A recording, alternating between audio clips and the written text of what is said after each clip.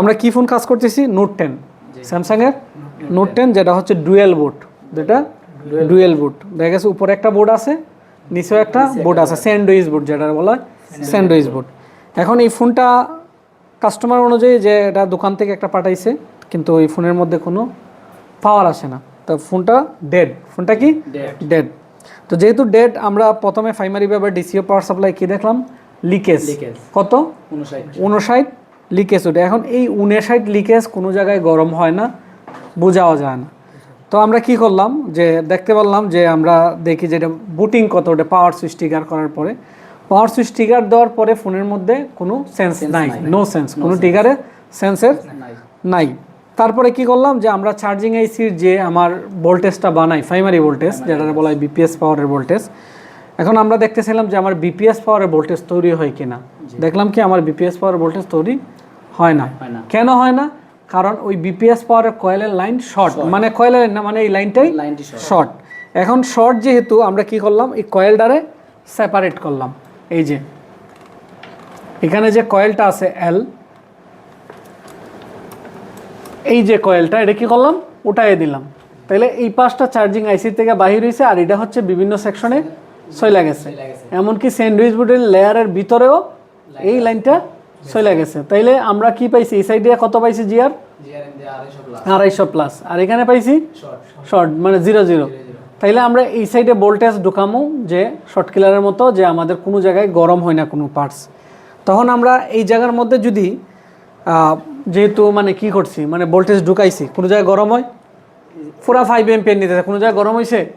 গরম হয় না, গরম হয় না। তারপরে কি করছি, আমরা যদি একটু ক্যামেরাটা এই দিকটা দেখাই, তারপরে আমরা এই বুটটারে কি করলাম? সেপারেট করলাম। সেপারেট করার পরে এখানে বিভেট কানেক্টর, ডিসপ্লে কানেক্টর, সাববোর্ডের কানেক্টরটা আলাদা হয়ে গেল, এবং শুধু এই বুটটা চেক দিলাম যে এই বুটটার মধ্যে কোনো লিকেজ আছে কিনা।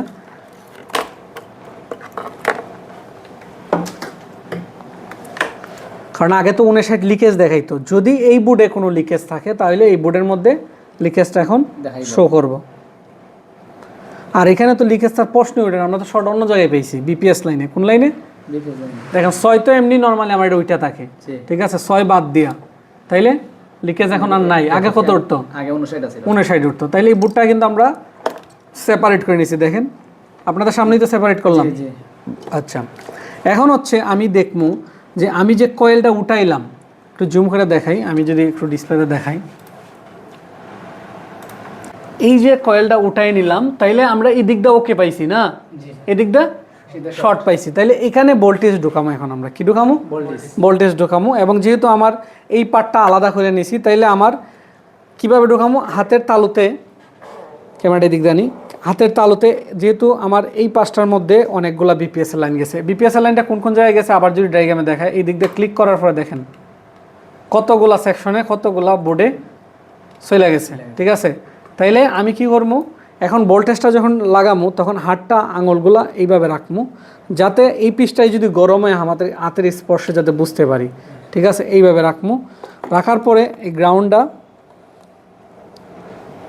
এই ধরলাম, এটা না, এটা দিয়ে ধরি। কন্ট্যাক্ট ওসিপি বন্ধ থাকবো না চালু থাকবো? কন্ট্যাক্ট ওসিপি বন্ধ থাকবো, ঠিক আছে। আর যদি চালু থাকে কি হইব?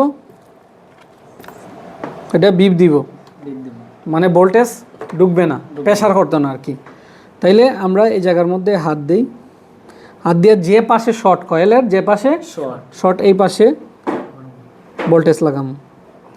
আমার হাতের এই জায়গার মধ্যে আমি মনে করতেছি গরম হইতেছে। কোন জায়গায়? এই জায়গার মধ্যে, আমার এই পিসটায়, এই জায়গার মধ্যে। দেখেন আমার হাত কিন্তু চামড়া পুড়ে গেছে, জুম করে দেখেন যাইব, দেখছেন? জি, চামড়া কিন্তু পুড়ে গেছে, মানে এই জায়গার মধ্যে গরম হইতেছে। তাইলে আমি এখানে কি করবো? রজনের দোয়া দিব। যদি থার্মাল ক্যামেরা থাকে তাইলে রজনের দোয়া লাগবো না। তাহলে আমরা রজনের দোয়াই দিয়ে দেখি, দোয়াই না কিন্তু দোয়া।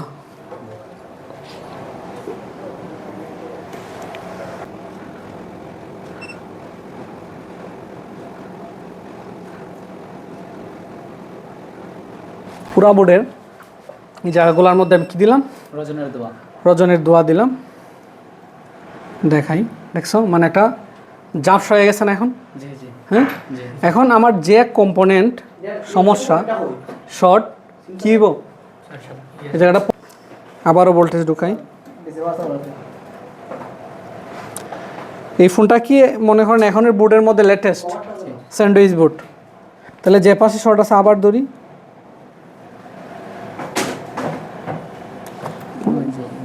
কোন জায়গায় দেখা যায়, কোন দিকে পাইছেন? ওই যে সামনের দিকে পুরো দড়ি বই গেছে ওই কয়েলের দিকে মধ্যখানে। এই যে দেখতে পাচ্ছেন, দেখা যায় কোনটা? ওই যে এই যে এই ক্যাপাসিটরটা শর্ট দেখাইতেছে, ঠিক আছে। তাহলে আমরা এই ক্যাপাসিটরটা কি করবো, উঠাই দিব। এই ক্যাপাসিটরটা উঠানোর পরে দেন কয়েলের দুনো সাইডে যদি ভ্যালু ঠিক থাকে, যেখানে জোরে জোরে পাইছি, যেখানে 250 যদি ফিরে আসে মিনিমাম, তাহলে আমার এই লাইনটা কি ওকে হয়ে গেল, ঠিক আছে। তাহলে আমরা ক্যাপাসিটরটা এখন উঠাই নাকি না রেখে দিব? না না তুলে দাও।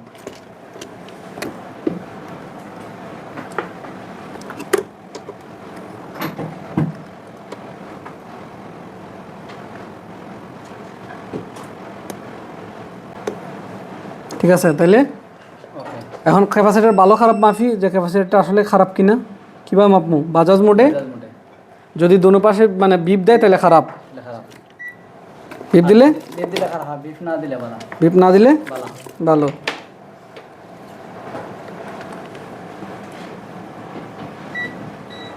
বিপ দেয় জি, তার মানে কি ক্যাপাসিটরটা খারাপ খারাপ, কারণ ক্যাপাসিটর তো আলাদা আলাদা টার্মিনাল থাকে, ঠিক আছে। তাইলে এটা কিভাবে খারাপ হইলো? এখন তো অতিরিক্ত এসি পালস নিতে নিতে ফিল্টার করতে করতে একটা সময় সে নিজেই খারাপ হয়ে গেছে, ঠিক আছে। তাইলে এখন আমরা দেখবো আমরা যে কয়েলের এক পাশে কত পাইছিলাম 250, আরেক পাশে 00 শর্ট বলতে 00 কইবেন, কত পাইছিলাম? এক পাশে 250 আরেক পাশে 00। তাহলে আমরা চেক দিই আবারও, তাহলে এই পাশে কত আসছে? 302।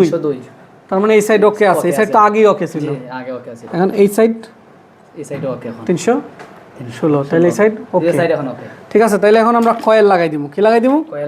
কয়েল লাগাই দিব। এরপরে কাজ কি, ব্যাটারি যে কানেক্টর আছে এই কানেক্টর মানে এই বুটটাও আমার কি করতে দিব, রিভলভ করে লাগাই দেব, বসাই দিতে দিব। তাইলে আমরা এখন কয়েলটা লাগাই দিই নাকি? জি। তাইলে শর্ট পাইছি কোন জায়গায়? এই স্যান্ডউইচ বুটের ভিতরে। এখন এই বুট না উড়ায় কি শর্ট বের করা যেত? গরম হইতাছে ঠিক ওই, কিন্তু এটা ভিতরে বিদায় আমরা উপর দিয়া বুঝতে পারতেছি না। মিঠু ভাই বুঝলেন কিছু? আয়া উপকার হয়েছে না ক্ষতি হয়েছে?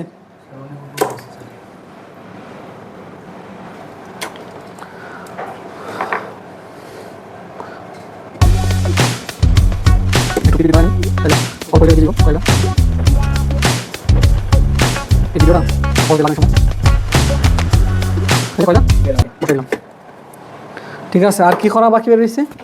এই যে এই বোর্ডটা রিভলভ করার বাকি রয়েছে, ঠিক আছে। তাহলে আগে বোর্ডটা পরিষ্কার করি।